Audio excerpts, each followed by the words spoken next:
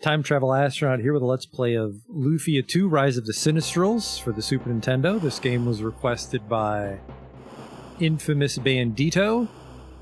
This game came out in, 1995, I want to say.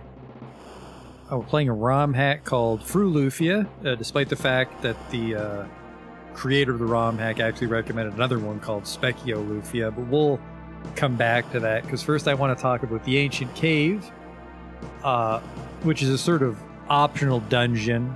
You could almost say it's an entirely separate game. But if you care about Lufia 2, you probably care about the Ancient Cave, so I can tell you up front that we don't go to the Ancient Cave. I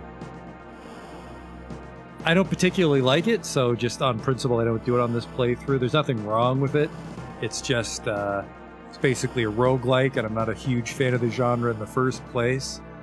It's done pretty well. I'm pretty impressed they managed to fit it on the Super Nintendo card on top of the rest of the game they have here, but the world record for the Ancient Cave is something like 4 hours. And that's someone that knows what they're doing. And then I think it's... if they go really fast, I think the other world record is 45 minutes, but that's for someone that really knows what they're doing.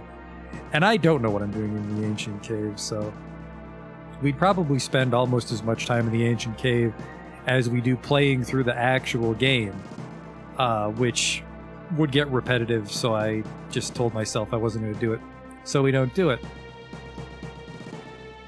But anyways, we're playing a ROM hack called Fru Lufia, which is mostly, I think, just a collection of bug fixes and a minor retranslation.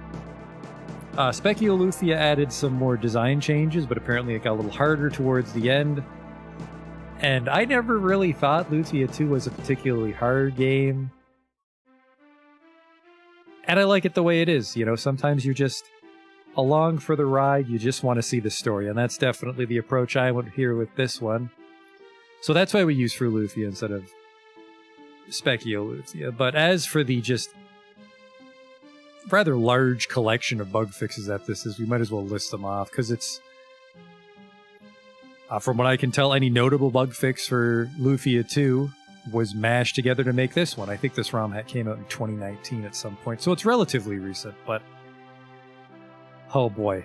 It's got the Ancient Cave / Submarine Shrine fixture.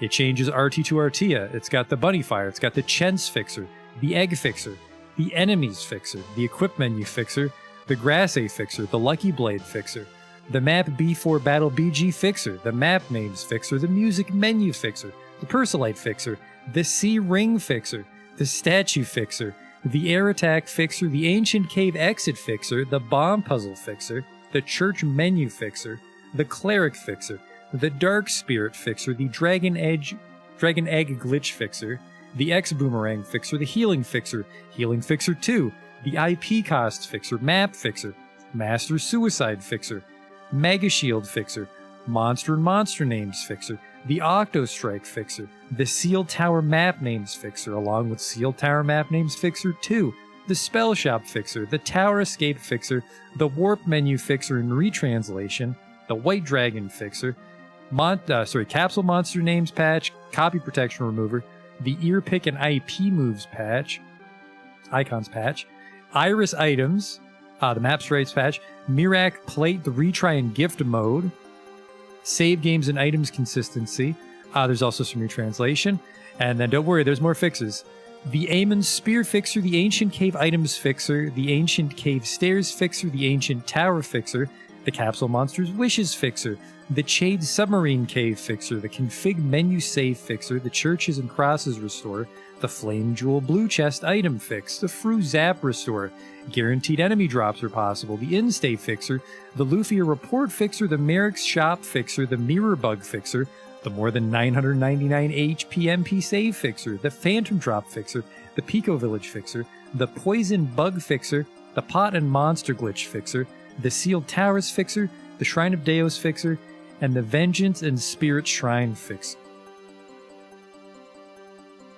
Which I can only imagine is a relatively definitive version of the game. I can only wonder what the game was like without all this stuff. I don't recall it being too broken the last time I played, bar a few ridiculous bugs, which if you've played Lufia 2, you'll know what I mean. But because we didn't use Specchio, I actually really enjoyed the difficulty. I don't think Fur Lufia actually changes the difficulty at all. I think it's just all these bug fixes and a minor retranslation. But it was a pretty smooth game all the way through. I really liked it. Of course, it came out after Lufia 1, but this is actually a prequel. And they've expanded a lot upon a lot, because Lufia 1 was pretty dated. Lufia 1 almost felt like a Nintendo RPG, but this really feels like a more traditional Super Nintendo RPG, which I guess makes sense. It came out relatively late in the life cycle of the Super Nintendo, but I really enjoyed it, and I hope you enjoy watching it. Enjoy.